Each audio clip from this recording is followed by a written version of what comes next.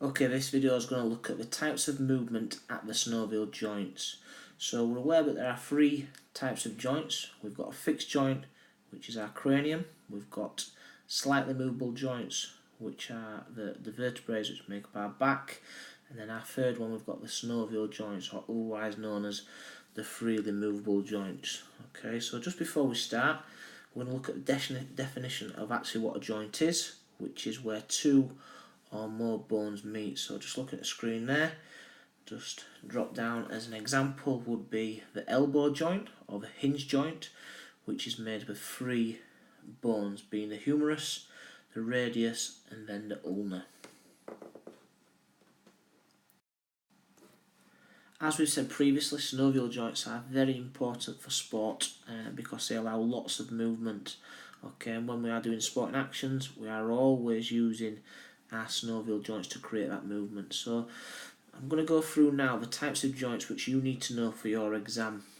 Okay, so the joints you need to know, okay, we'll start with the top one you can see, which is the ball and socket joint, okay, at the shoulder. We've got the hinge joint at the elbow. We've got the saddle joint, which can be found at the thumb. We've got the condyloid joint, which can be found within the fingers. We've got the pivot joint, which can be found at the neck. I know within here it's also highlighted, but it can be found in the hinge joint, which you could locate in an exam if you wish to. But the pivot joint can also be found at the neck. And then the final one, which on my list, is the gliding and the plane joint, which can be found at the carpals or the tarsals. Another joint or bone which you may be asked is the sesamoid bone, which is a small bone which is not attached to any other bone. Okay, so it's embedded within a tendon. Okay, and it's the largest sesamoid bone is the patella. So the bone at the front of our knee. Okay, that is a sesamoid bone. Okay, sesamoid bones can be found also in the knee, hand and foot. Okay, and they're often there as a prevention for friction, to reduce pressure.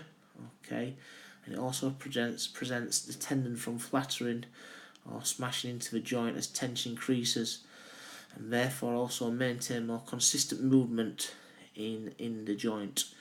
Okay, so as tension increases, it allows the joint to move freely. Okay, so that's the key information you need to know about the synovial joints in terms of the different types.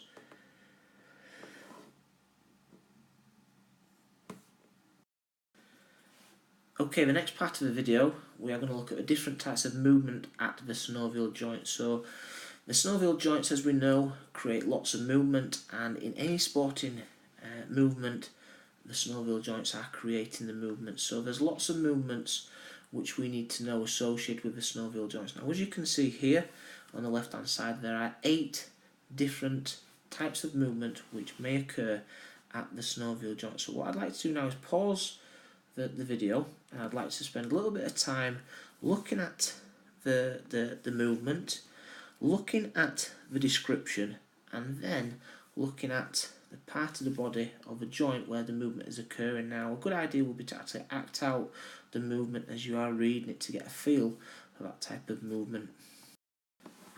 So hopefully now you've got a better idea of the different types of movement which occur at the synovial joints. Now remember, we've looked previously at the different types of synovial joints we've got in our body.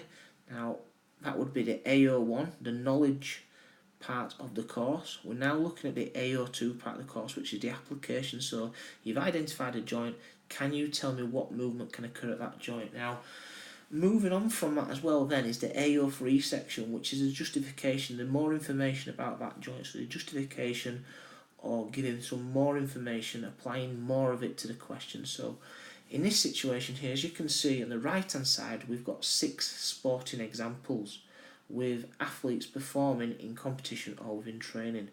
Now what I'd like to do now, again I'm going to pause the video, okay, and then what I'd like to do is look at the sport in action and try firstly to identify the different joints which is creating the movement, and then secondly what types of movement is occurring at that joint. So for example, if I just look at this runner here, as you can see, she's looking behind her, so straight away that would be an example of a pivot joint, and she's performing rotation, clockwise or anti-clockwise motion, to look behind her to see where her competition is coming from in the race.